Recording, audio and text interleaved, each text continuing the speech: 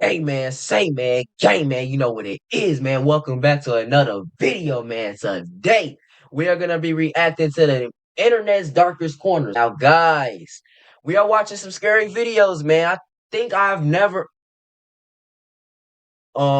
basically we are watching the internet's darkest corners. Now, it's been a minute since I watched any scary videos. And what I mean by scary videos, I'm talking about Spooky Scary Sunday. Speaking of Spooky Scary Sunday, we need another Spooky Scary Sunday, Corey. We need another one, my boy. Come on, my boy. We need another one. I'm not rushing you to come back, but come on, we need another one, my boy. But it's been a minute since I watched any scary videos. I don't think I've ever reacted to any scary videos like this on this channel. So if it's the first time of me doing this, hey, make sure y'all hit that like button and sub to my channel. You know what I'm saying? We're gonna get locked in with this video. The video is 35 minutes. Without further ado, we're gonna get right into this video. 3, 2, 1. The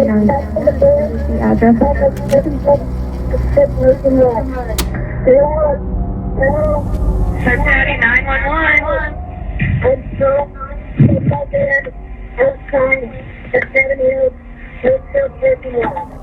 It's 3:16 p.m. on April 10th, 2018. A 911 operator receives a call from 16-year-old Kyle Plush, who had just experienced a freak accident. In the minutes prior to this call, He's 12 years old. He is not 16. Bro was 16? Dang. Bro sound like he was 12, 13 years old, bro. Y'all be having voice changes too freaking late, bro. Ain't no freaking way that you 16 years old sounding like a 12-year-old, my boy. Dang. Kyle had just arrived at the Seven Hill School in Cincinnati, Ohio for a tennis match. The seat's folding mechanism was engaged, causing it to collapse into its storage position, taking Kyle with it. Let's look at this position right here. Bro, this is the freaking seat. Like when you sit your back on, the seat is collapsed and stabbing into his stomach, into his chest. Bro cannot breathe. If I was in that type of situation, I would be extremely scared, bro. That right there is something, bro. Bro. Causing it to collapse into its storage position, taking Kyle with it.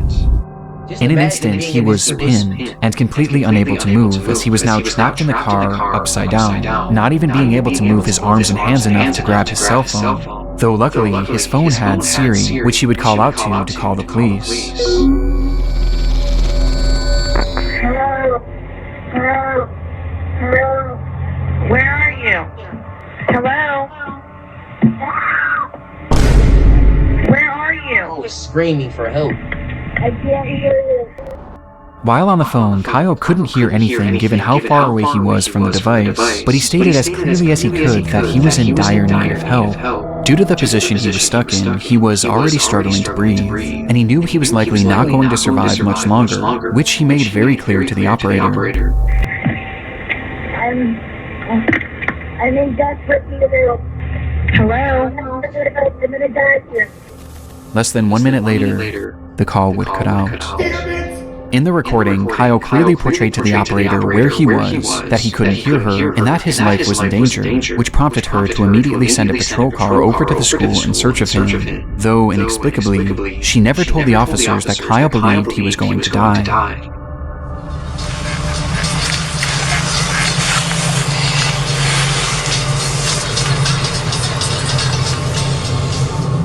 Not understanding how dire the situation was, the officers that pulled up to the scene didn't even bother to stop the car. Instead, they simply drove throughout the parking lot, unsure of what car was Kyle's. Bro, what the freak, dude? They didn't even bother to turn down their music or crack a window.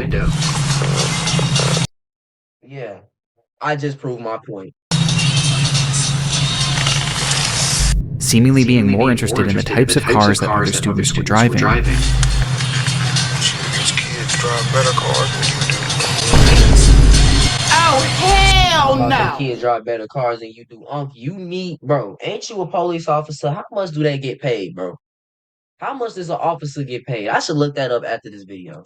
As officers continued their half-hearted search, another phone call would be made to 911. It was Kyle, whose tone was now drastically different. I probably don't have much time left to tell my mom that I love her if I die. This is not a joke. After Kyle says his goodbyes, he tries one more time to relay what was happening, this time providing the parking lot he was in, along with the exact make and model of his car. This is not a joke. I'm trapped inside my gold Honda Odyssey van in the Southwood parking lot of 7 Hills Theft. Send officers immediately. I'm almost dead.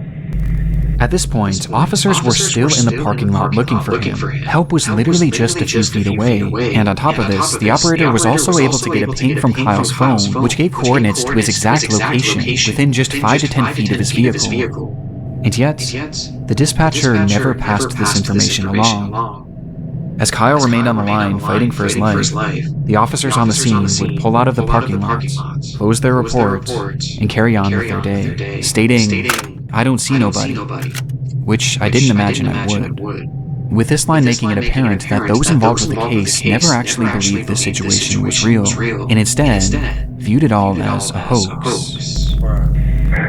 That's the problem. People play around too much these days, bro. I understand it's like 5, 6 years ago, but still, people play around too much. People starting to believe, oh, this is a little kid probably joking and everything. Kids, y'all need to stop playing around too much. And I know y'all gonna be like, you was not 30 years old. You was not Unc. Why you talking about kids and you a kid? Bro, I'm 15, bro. Chill. You know what I'm saying? I'm a teenager, man. For real, for real. I got common sense not to do dumb things like that, bro. For real. Any other kid should have common sense, but sometimes kids don't think, bro. For real. They don't think before they do. Damn. You can hear him trying to get out. Just minutes later, Kyle would go quiet, and the phone would disconnect for a final time. That's scary. It would take 6 hours for that trunk to be opened, and not by the police, but instead by Kyle's father, who had no idea that any of this had taken place, seeking out his son's vehicle only to find Kyle flipped upside down in the trunk. He had been dead for hours. Despite the circumstances, Kyle did everything right. He remained calm, he was respectful, and he described exactly where he was and what his car looked like. And yet, the police never really bothered to take his case seriously, instead believing that this was all just a prank. And had the dispatcher simply relayed how serious the situation was, and had these officers just gotten out of their car to look more thoroughly, Kyle Plush most likely would have survived. As a result of the mishandling of Kyle's case, his parents, Jill and Ron, were awarded a $6 million settlement with the city of Cincinnati. Though even more importantly for the couple, they vowed to do their part to assure that mishandled 911 calls of this nature never happen again, as they've gone on to consult. Imagine losing him. Oh my gosh. Grammar, bro. I'm in high school and I do not know how to say losing. Just imagine losing your kid to something dumb like that. Matter of fact, not even something dumb like, just imagine losing your kid at all, bro. For real. I know parents be going through trauma losing their kid for real, bro. For real, bro. With various emergency call centers to tell Kyle's story, somehow taking this horrible accident and selflessly turning it into something positive for the rest of society. Today, these phone calls remain relics of a grave error made by law enforcement, and a life that never should have been lost, with these recordings now being forever immortalized in the internet's darkest corners. This piece clearly shows the metamorphosis possible using computer graphics. We're going to play a game! Presents Yes, it's the internet's darkest. I'm sick and devastated.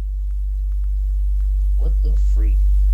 That blood on his If you've face? been in a car accident, A man living in Baltimore, Maryland goes live on his Facebook page announcing that tonight would be another one of his famous game nights. At this time, the COVID lockdown was in place all across the United States, and practically everyone was cooped up indoors, with little opportunity for real socialization. But for 24-year-old Ernest Wilson and his friends, this didn't stop them from having a good time. Ernest often hosted parties featuring childhood games like Monopoly and Uno, adding in his adult flair by turning them into drinking games, with one game in particular being top of mind that night: hide and seek. The evening began with Ernest inviting his Facebook friends to the function, letting them know that this time the game night would be held at an Airbnb rather than in his home, though he never gave out the address, as this was a closed invitation event, which he made very clear on his page. Please don't show up with nobody I didn't personally invite if we didn't discuss it first. They're going to get left outside. Ernest took this so seriously that at one point he even called out one of his viewers, stating outright that they were not allowed to show up under any circumstances. You're not invited. You're not pulling up on me. The person who just joined. If you're still watching, you're not invited. Because you don't fucking listen. I'm gonna bang you in your mouth next time. However, it was never revealed who exactly this person was, or why Ernest expressed such hostility towards them. Hey, From there, Ernest would start and stop trying to fight all because somebody was just trying to come kick it with you and party. Dang, bruh, it's not that deep. This right here, a D1 crash out. his live stream a few different times, showing the progression of the party, which ended up with a decent turnout.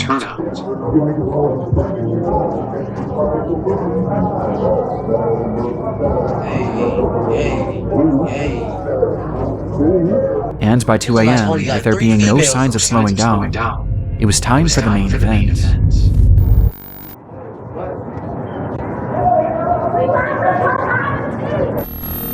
About to play hide and seek. This was the caption for Ernest's final live stream of the night, which shows his group of friends preparing to play the game, turning off all the lights in the house before Ernest himself steps outside, assuming the role of the Seeker, beginning his countdown as the camera keeps rolling. 1, 2, 3, 4, 5, 6, 7, 8, 9, 10, 11, 12, 13. I can hear y'all. 14, 15. Remember, boy, 13, 11, 12, 13, 14, 15. Bruh. I didn't think about it. Fuck. Oh, alright. His ass. Bro just trying to play a game of hide and seek with his drunk friends. Bro just not even knowing what's gonna happen Until next. he notices something. Next time they on y'all ass. Down here. The front door locked. Dumbass. I'm on your ass. According to Ernest, someone was trying to get in through the front door, unaware that he had just locked it, and assuming that this was one of the people he was looking for, he took off to the backyard, believing that's where he would find them. And sure enough, he did. 1, 2, 3. Who the f is that, G? Get your dumb on the other side of this gate. Who the fuck? Ernest flips the camera around, revealing, Bruh, if I ever see somebody climbing over my gate like that, I'm grabbing fire. I do not care. I'm from the hood. I do not play. For real. No, for real. If I was in this situation, I seen somebody doing that, I'm definitely calling the cops and I'm grabbing fire. a man hopping over a gate to the backyard. He had no idea who this person was, but he seemed to assume that they were likely just trying to get into the party, not really taking it too seriously, hence his joking attitude. Though his attitude would soon shift drastically. Dumbass niggas. This can't be one of my friends.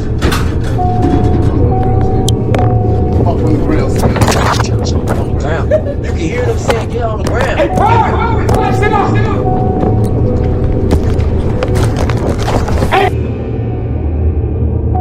In this moment, Ernest's live stream cuts off, and he would never go live again. According to those at the party, this unknown man hopped the fence and brandished a gun, stating that he was there to rob the place, being followed by one other person whom the group also failed to recognize. Ernest tried his best to run, but was eventually caught in the house, where after a few minutes, and for reasons unknown, the man seen hopping the fence fired his weapon, striking Ernest twice, and ending his life. The killers quickly fled the scene without harming anyone else, or seemingly without even taking anything. It's probably dude from earlier that you told, I'm gonna punch you in your mouth or something like that, bro. It's probably, bro, he probably wanted to get back in retaliation for himself. He probably like, man, who he talking to, bro? Who he think he talking to, bro? This literally the dude earlier that you told that dude said he was gonna punch him in the face or something like that. Bro probably came to the crib, said what's up, jumped over the fence, and it ended, bro. That's what probably happened. I'm not saying that's what happened, but that's what probably happened in my eyes a lot of sight. The footage is highly disturbing, knowing that we're witnessing the final moments of a man who was just having some fun with his friends. But what makes this so much darker is that we have no idea who this person is, or why they did what they did. Even after 4.5 years, Ernest Wilson's killers have yet to be identified. Detectives working on the case have theorized that this was likely a robbery gone wrong, potentially spurred on by Ernest's posting habits, as to put it bluntly, he was a drug dealer, as on his Facebook page he often showed off huge amounts of his product, including during a live stream he did on the very day of this party. And also on the same day, Ernest had made a post about how much cash he had on him, essentially putting a target on his back. Online, some have theorized that this botched robbery that you had $200 in your freaking pocket. Who does that, dude? Yeah, guys, you telling the whole world that you got $200 in your pocket. That's the dumbest thing I've ever heard, bro. Why would you do that? May have been committed by the person that entered Ernest's live stream earlier that night, which caused him to have that intense reaction. You're not invited. You're not pulling up on me because you don't fucking listen. I'm gonna bang you in your mouth next time. Though to my knowledge, this person has never actually been tracked down. But by far the most common sentiment online was that Ernest's friends were involved to some capacity, as none of them were injured and none of their possessions were taken, making it clear that at the very least, this crime was targeted at the host. And on top of this, remember, Ernest never shared the address for that Airbnb, at least not publicly. And yet, these people just so happened to show up to the home at the exact moments that Ernest was by himself in the dark. And perhaps most chillingly, as the robbery is unfolding, you can hear one of Ernest's friends chuckling in the background. This can't be one of my friends. Up on the ground. Though as concerning as this is, it's sadly far from conclusive, and to this day it appears that Ernest's case is slowly being lost to time, leaving us for now with only questions, and one of the more disturbing live streams I've ever seen.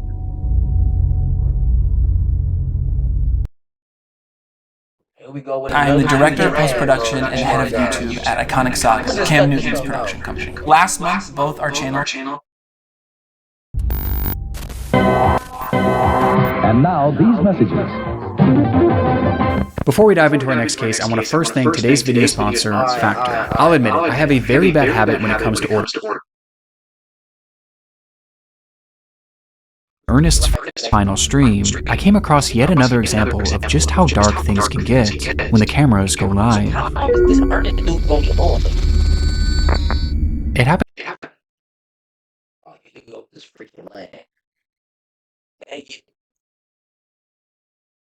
Cameras go live. It happened on January 22nd, 2017, when a 14-year-old girl named Naika went on Facebook Live with a caption. In the stream, Naika discussed how difficult life had been. Throughout the years, she had been placed in and out of countless foster homes, where her treatment ranged from poor to straight-up abusive, with this constant mistreatment leading her to just want it to be over already. And based on the title of the stream, it was clear what her intentions were going to be. As the live stream progressed, and abusive, the two things that you never ever want to go through in life, for real, especially as a kid. Hundreds of people flooded into the video to see what exactly was going on, as word quickly spread that something horrible was about to happen, though you wouldn't know it by looking at the chat. According to many watching, those in the comments had no sympathy for the girl, as many actually mocked her, calling her names and even commented laughing emojis, as she desperately tried to open up, with those same commenters viewing this not as a cry for help, but as a cry for attention, outright pushing her to carry on with these intentions. And tragically, she did, all while the camera remained rolling.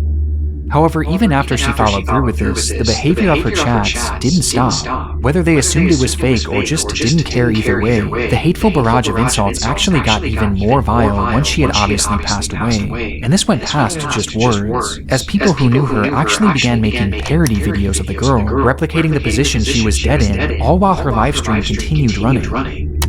It would take over an hour before police would finally be called and retrieve her body, with the stream being shut down by Facebook shortly before. It was an awful situation all around, but what I found most saddening about this was her final reason for doing what she did, as she stated simply that she just wanted to be with her real mother, who she loved so dearly. And this was something that seemed to be the plan all along, as her mother, Gina Alexis, claimed that she too desperately wanted to be reunited with her daughter. And following her daughter's highly publicized death, Gina actually came forward at a news conference to discuss the tragedy. Her biological mother broke down while speaking about her daughter's death. She dreamed of one day being reunited permanently. I have trusted Florida foster care people to care for my baby. Where she blamed the entire foster care system for everything that had happened, believing that they didn't do a good enough job of keeping her daughter safe, and they failed to try and reunite her with Naika. Because of the obvious emotion involved and the overall shocking nature of this case, the news report would quickly go viral, leading to widespread support for the grieving mother. However, this also caused some people to look a bit deeper into what exactly led up to this livestream, for which one piece of information was brought to light that somehow made this case even more upsetting. On the day that Naika's life came to an end, it was revealed that her mother was actually in the stream watching before and after it happened, seeing her own daughter having this mental breakdown, as well as seeing all those people in the chat mocking her, which made people feel even more sorry for Gina, as her plight was unimaginable. Though this wasn't the only revelation to come forward, as it was soon realized by the investigators looking into Naika's case that Gina had not only witnessed all of these people laughing at her daughter and egging her into ending her life, but she had also joined them as well. What you mean by joining? Hashtag ADHD games played, you sad little DCF custody. That's why you are where you're at. For this dumb shit and more, you keep crying wolf. You dead, you will get buried, life goes on after that doesn't listen to their parents, trying to be grown, seeking Talking about some J. Bro. No, never mind. I ain't gonna talk about that. But let's talk about the way you talking about your daughter, bro. For real, for real. You talking about your daughter like this, and you seen her kill, bro? Did she kill herself? Did she end herself, bro? Bruh. I'm just gonna keep letting the video go on, bro. boys and girls' attention instead of her books. In a live stream where one of the last things Naika ever said was that she desperately wanted to be reunited with her mother, that same mother was not only watching, but actively pushing her to follow through on her plans, leaving this comment where she outright says that it doesn't matter if you live or die, life goes on. And it got even worse. The media also discovered that the reason Naika had been removed from her custody to begin with was because Gina had beaten her 30 plus times with a belt when she was only 6 years old. Hold on. Just 5 months later, Nakia, now 6 years old, was beaten so badly with a belt that she had 30 marks on her arms, legs, and back. The cause of the beating, according to DCF,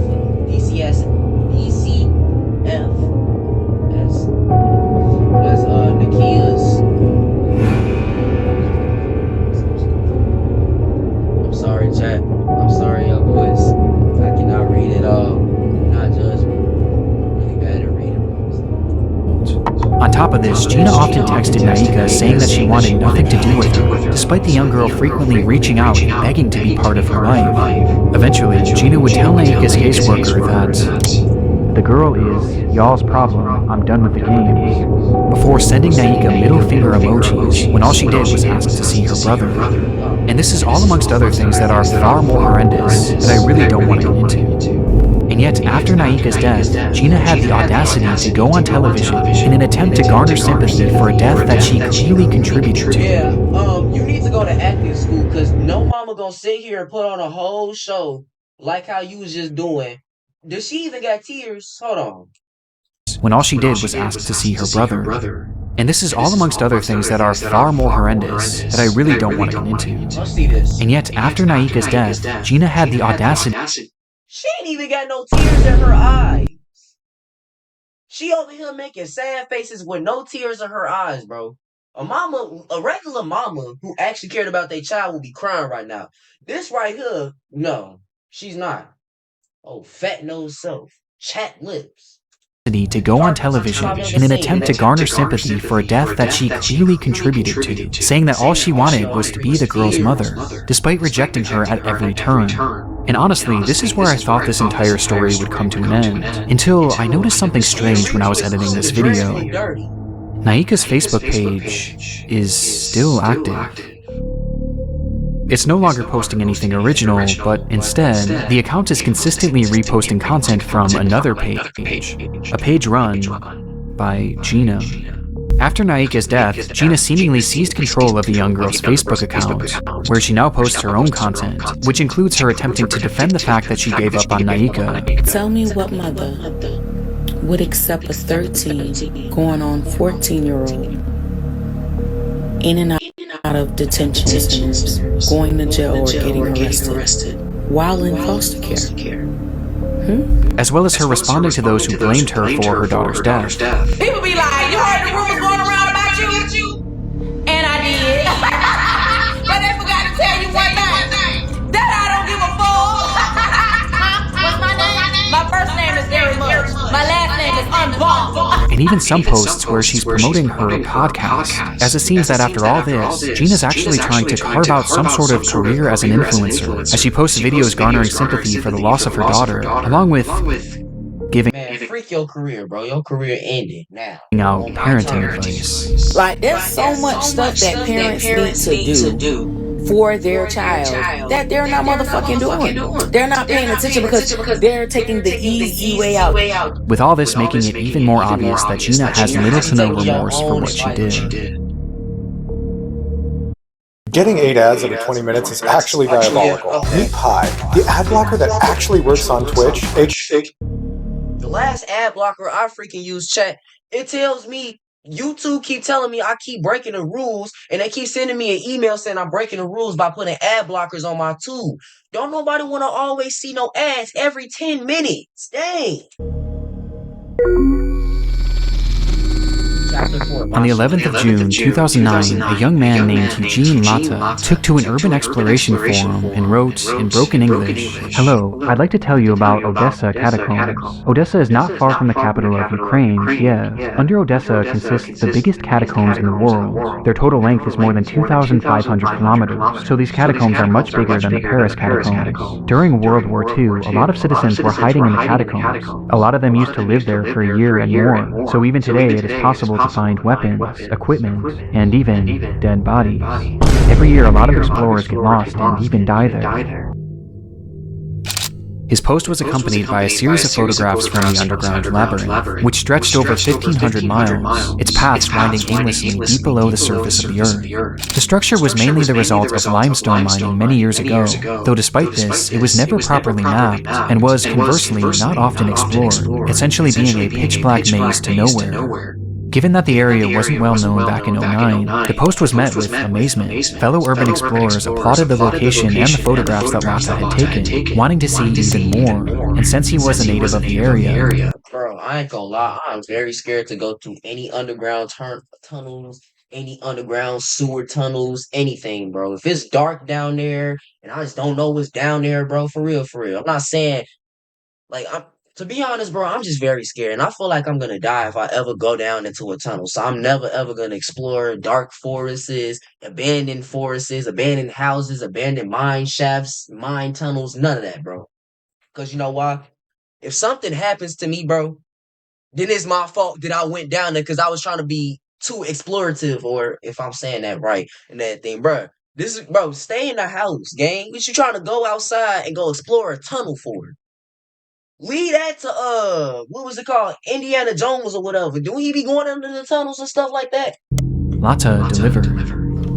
Thanks to all. If you want, I can add more photos. As I said earlier, a lot of people get lost and even die under Odessa. Maybe this photo will shock you. It's the dead body of a 19-year-old girl who had gotten lost in the maze. Though it's censored here, the image shows 3 young boys staring blankly at the camera as they stand behind a badly decomposed body. Understandably, this image caused a lot of intrigue on the forum as other users began to press for more information. And sure enough, it was a story that Latta knew well. 3, 2, 1. Happy New Year, everybody!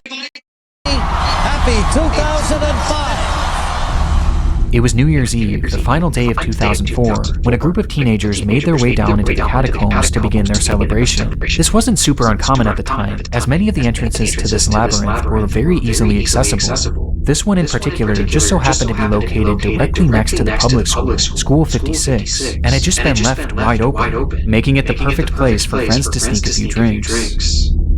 As the group began to grow more intoxicated, one of the girls wandered off in search of a place to relieve herself. However, she apparently took one too many turns and soon found herself completely alone. She cried out, but the tunnels were just too complicated. Each step she took led her more and more into obscurity.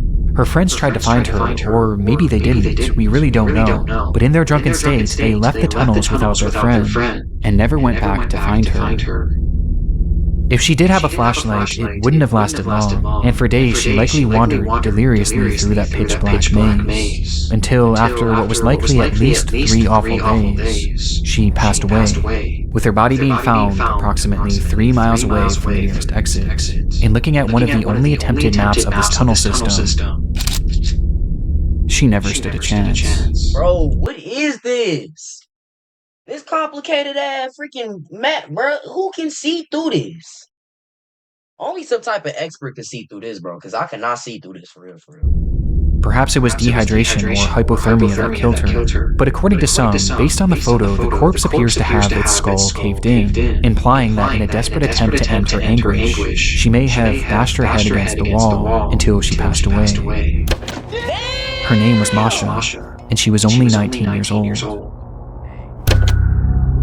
Rest in peace, Masha, bro. 3 long months later, in April of 2005, Lata and his group would stumble across the body, immediately reporting their findings to the police. So law enforcement refused to even try and venture down there in order to retrieve her, as they knew just how dangerous and unmapped this environment was. It would take 2 long years for her body to be recovered, thanks to a friend of Lata writing a strongly worded letter to the government that included a photo of Masha's body. 2005, 2006, 2007, 2008, 2009. In 2009, hold on, 1, 2, 3, 4. Did they find the body in 2009 or 2008? Ain't that 4 years? You talking about some 2 years, bro? Your counter is off. Ain't that 4 years, or am I not just paying attention? Body. The story is unimaginable. To be trapped in a place like this with no means of escaping, it has to be the absolute worst way to go. And because of the gruesome nature of the story and the photograph, it spread all throughout the online world, where it became a legendary internet mystery, as even with the added context, many were still left with pressing questions. Were Masha's friends involved in some way with her death? Had they abandoned her there on purpose? And did Lata know more than he claimed? But as it turns out, there was one far more pressing question that needed to be answered.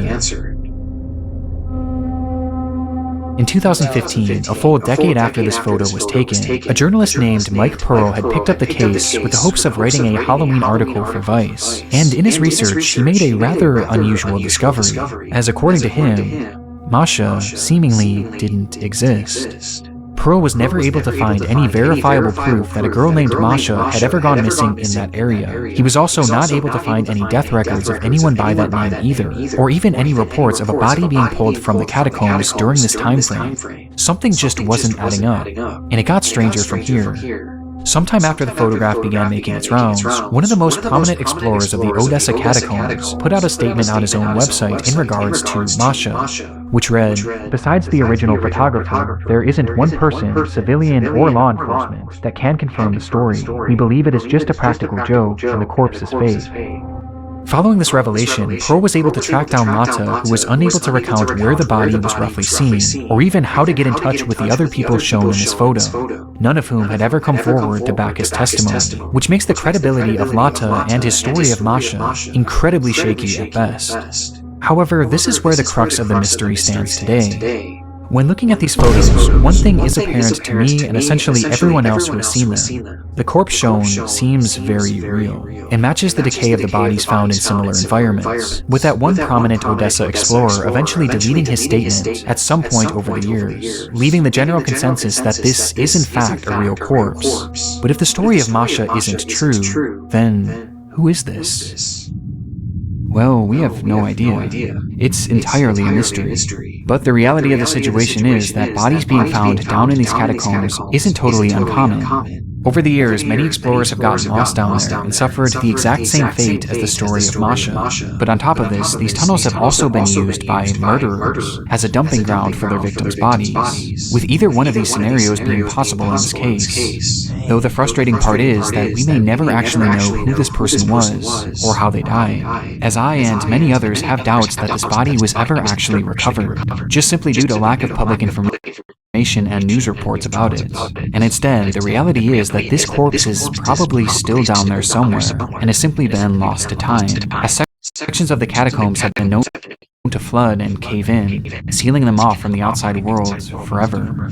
So for now, and potentially the rest of time, the story of Masha will remain an internet mystery.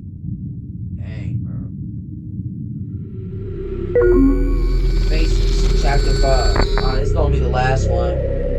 It's September 1985. A hunter trudges through the wooded terrain of Christie Creek, Montana, on the trail of something big. He had been hunting a large black bear and managed to land a single shot, causing the animal to take off, leaving behind a trail of blood.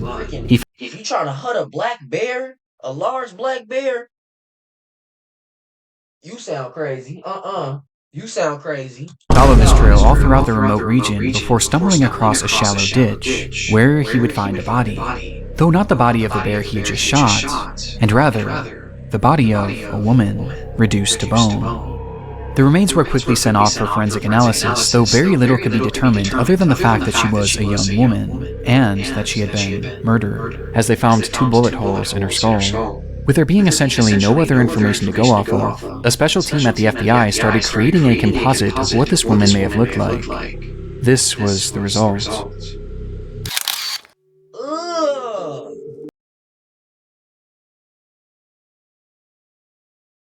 This is what she looks like. A girl with the longest nose in the freaking world in the smallest 2-part. Bro, these are small. And the most palest face looking. Bro. This was their first attempt at depicting Miss Jane Doe, who they would later dub Christie Crystal Creek, though it wouldn't be their last. The uncanniness of these Bodies just look like a random woman that just look like they wants to touch on little kids and murder little kids, bro. For real. Depictions is undeniable.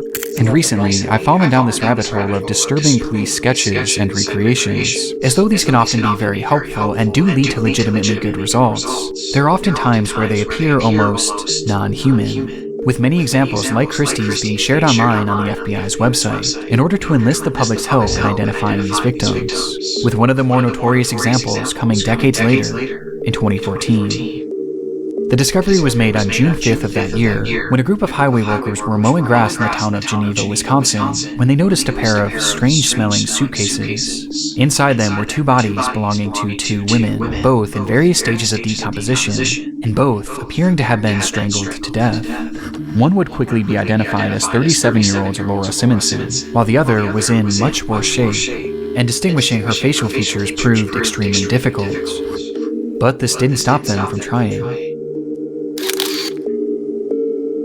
This is one of the more infamous examples out there due to just how unnatural it appears, with the face of this woman being turned into a meme and even being used in a video game. But to me, there's one example that I've never been able to shake, as the entire story and its recreation gives me such an uneasy feeling.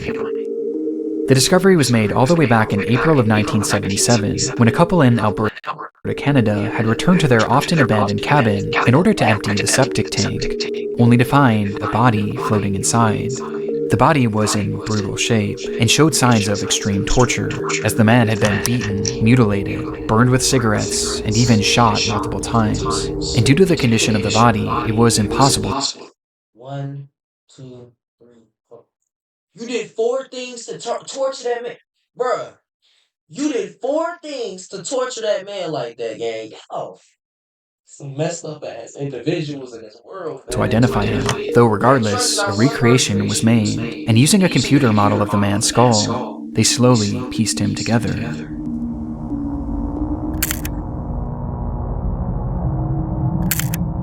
Oh my gosh. Look at this. nightmares tonight.